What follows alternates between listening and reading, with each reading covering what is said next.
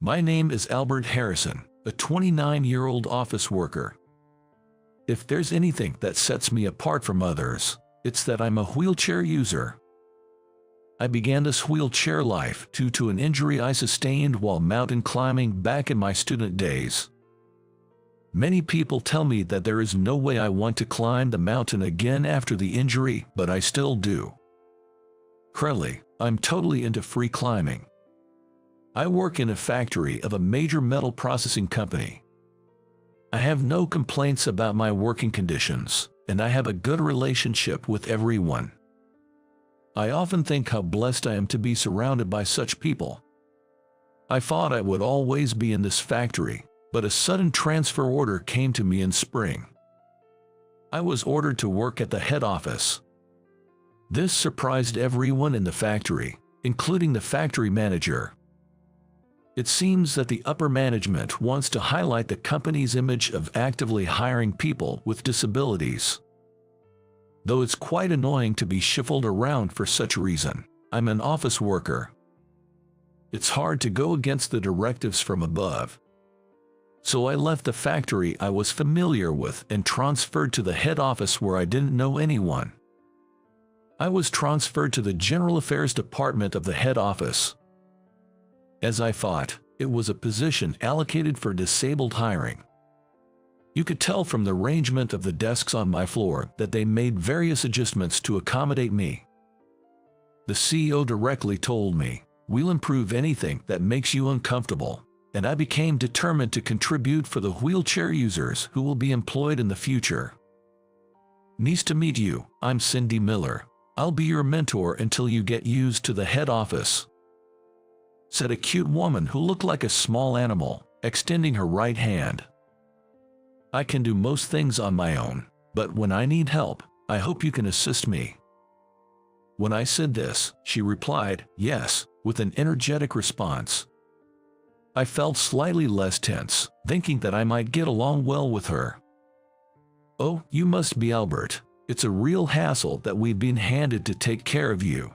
It's quite troublesome for us too," said Ethan, the section manager, with a voice that suggested he attended many drinking parties. He seemed to be in his late 40s, with a prominent beer belly and peau skin. My first impression was that he seemed unhealthy.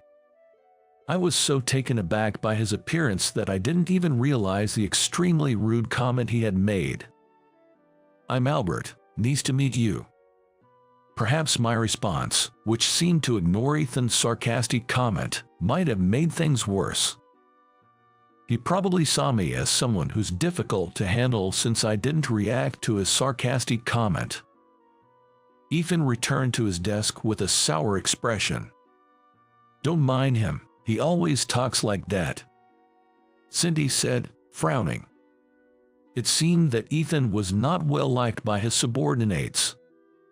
And so, my assignment at the head office began.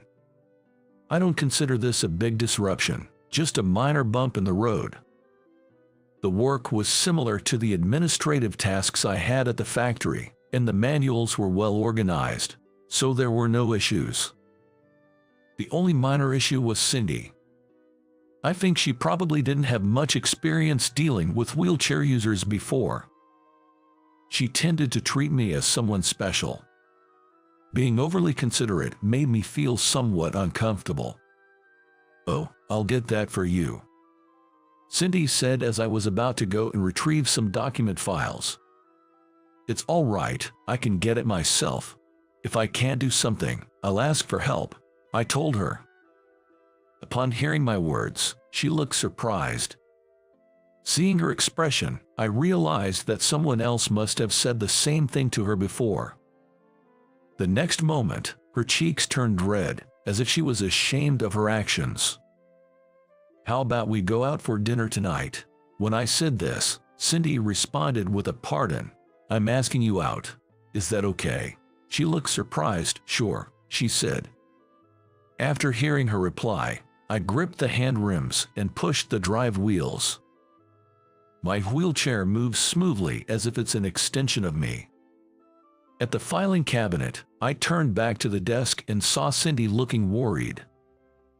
I gave her a small wave, "I'm fine" gesture. After work that day, I asked Cindy out for dinner. "You know, I commute by car. Would you walk with me to the parking lot?" We agreed to meet at the company's main entrance. She was waiting for me, looking a bit anxious. In my wheelchair, I naturally look up to her from a lower viewpoint. She had a different shade of lipstick on than she usually wore at work. She must have retouched her makeup. I was a little fascinated by the slight change in her profile. Not that I'm easily smitten. She's just that captivating. "So, you drive?" "I've got a driver's license, but never drive," Cindy said, blushing. She wears her emotions on her face. She's a candid person. I can't help but find that appealing. "Oh, you two are going out. Can you find a place where Albert can enter? You'd be up all night just looking for a place." Ethan, the department manager who happened to pass by, laughed out loud and made a sarcastic remark. "He's always like this. Not just to me. He often says rude and discriminatory things to his subordinates. He passes his own failures onto his subordinates and acts innocent." Ethan, who is the CEO's son-in-law, can be impolite and incompetent, but no one can say anything to him, as my coworkers told me.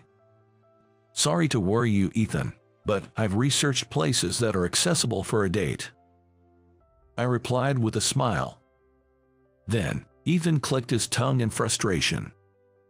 He must be annoyed that no matter what snide remarks he makes, it doesn't affect me. He quickly left with a displeased look on his face. I wonder if all he can do is make nasty comments. Cindy stuck her tongue out in disgust at Ethan's retreating figure. I was more intrigued by her cute gesture than Ethan's snide remark, and it made me smile a little. During our date, Cindy was constantly surprised, which I was satisfied with as the one who invited her. When I was getting in the car, she tried to help me fold my wheelchair. I quickly folded it before she could and placed it in the back seat, and she looked at me in surprise. The same happened when we arrived at the restaurant. She was surprised seeing me set up the wheelchair and transfer myself. "You really can do anything." "Most things, yeah, but there are things I can't do." "And what do you do then?" We were having this conversation on the ramp leading to the entrance of the restaurant we had reserved. "Well, I ask for help. It's no shame in admitting what I can't do." Saying that, I opened the restaurant door and escorted her in. Cindy blushed slightly and said, "Thank you," with a smile. Nowadays, there are more places accessible for wheelchairs. When I make reservations at a place I'm visiting for the first time, I let them know I'm a wheelchair user. This way, the restaurant isn't caught off guard, and my companion doesn't have to feel awkward.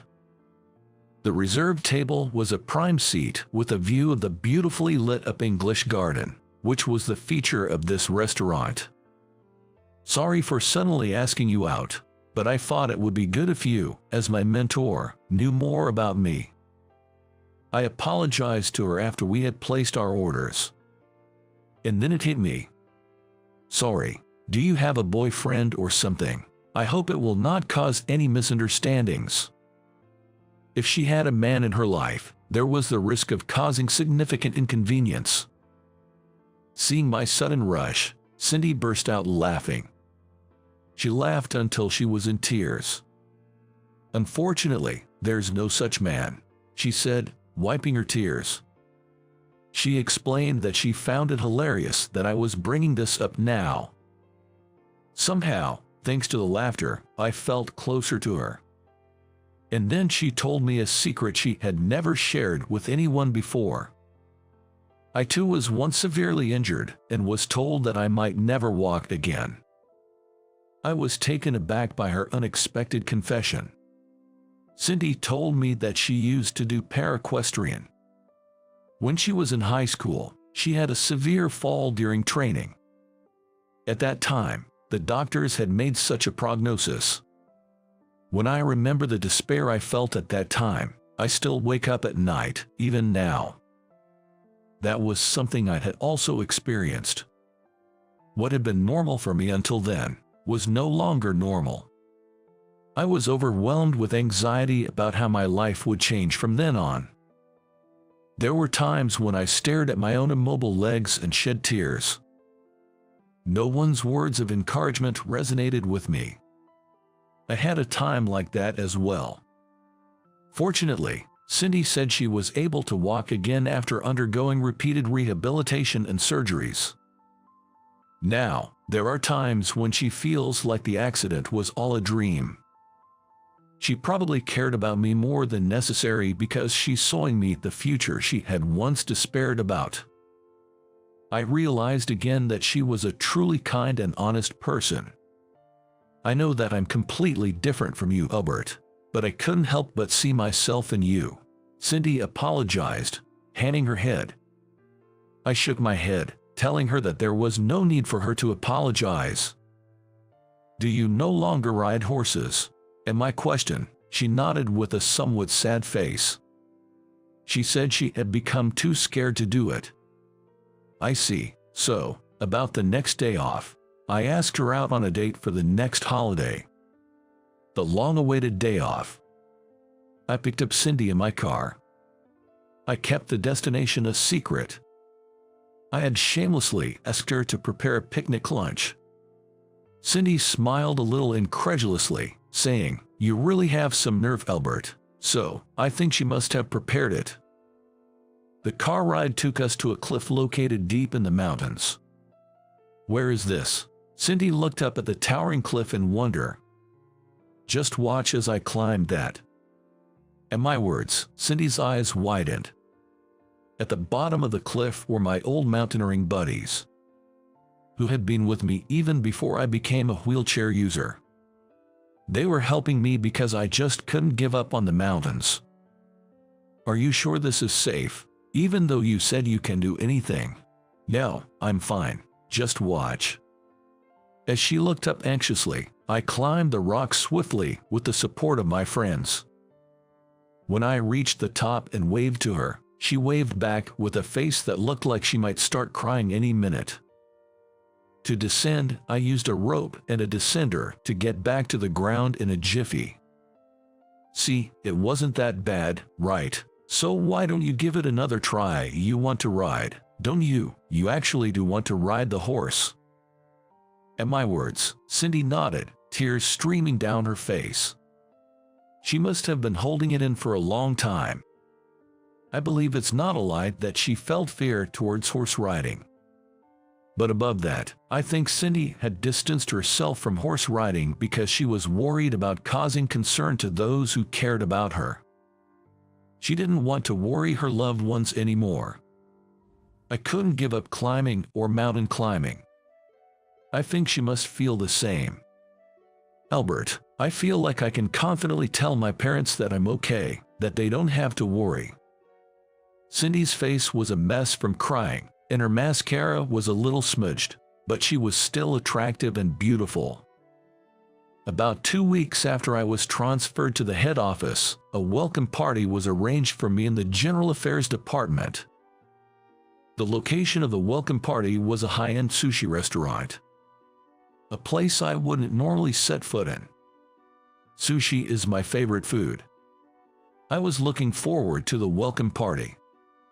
However, an incident occurred on the day. I arrived at the high-end sushi restaurant where the welcome party was held when everyone else had almost gathered. When I entered the restaurant, I could see a small set of stairs. I couldn't get to the stairs past the counter because the width of the wheelchair was in the way. The sushi chef also looked surprised when he saw me. Probably, he wasn't informed that a wheelchair user was coming. It's a high-end sushi restaurant. The service is supposed to be great. Normally, I wouldn't have had to struggle in a place like this. While I was wondering what to do, my boss, Ethan, came down the stairs with a grin on his face. "Oh, can you get through there? That's too bad. You can't pass because you were on that thing." Cindy and a few of my colleagues behind me held their breath.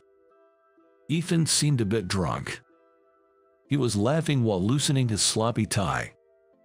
"All right, since it's just that you can't pass, you should just crawl here." Ethan was laughing hysterically at his own words.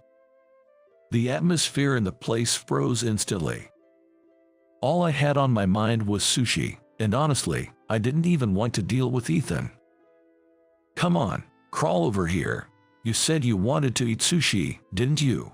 The one who snapped at this provocation was Cindy. She slipped past me and walked briskly towards Ethan. Then she grabbed Ethan's tie.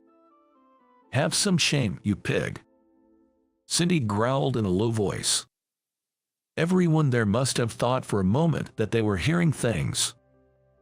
Ethan seemed a bit taken aback by Cindy's forcefulness. "This is bad. It could turn into a brawl in the restaurant at this rate." I smiled at the chef. Then, I brightly asked the chef, "Chef, I really want to try the sushi you make, but it seems I can't get in.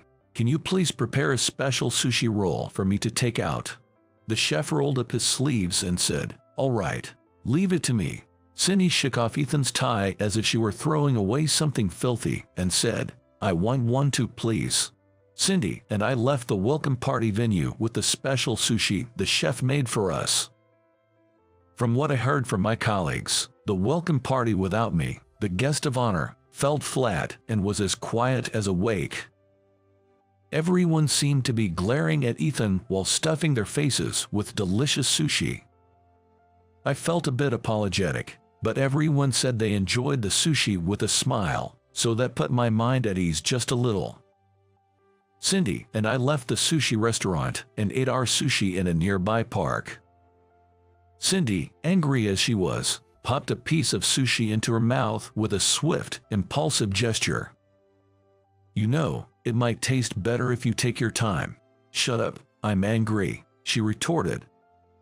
Watching her angrily stuff her face with sushi, I enjoyed my own gourmet sushi. It was probably a treat from the restaurant's head chef. There were more toppings than the usual premium sushi. The next day, when I arrived at the office, it seemed that the events of the previous night had caused quite a stir. Apparently, my coworkers were livid at manager Ethan's behavior and were planning to lodge a complaint with HR and the higher-ups. In surprise, one of my colleagues explained, "You were just the last straw." Many had been unhappy with manager Ethan's attitude for some time, but his position as the boss's son-in-law had forced them to put up with it. However, after seeing his treatment of me the previous night, everyone had decided they could no longer tolerate it as human beings. For my part, I had had my sushi and felt like maybe it was time to let it go, but Cindy said, "It's for the person who gets hired next, too," which made me feel a bit ashamed of my irresponsibility. I'd been somewhat self-centered, thinking as long as I was happy, everything was okay.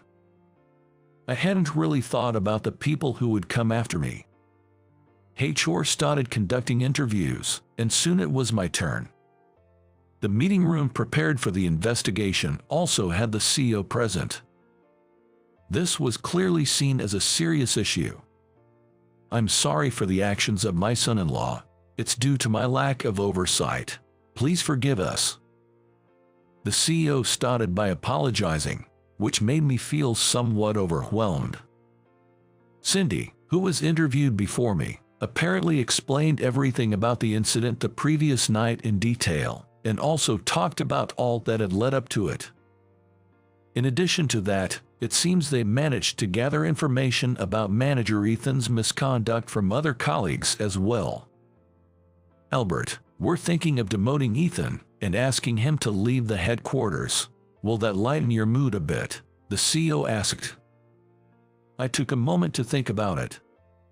It didn't seem like that would really solve anything. When the CEO asked me again, "What do you think of manager Ethan?" I decided to be honest about my feelings.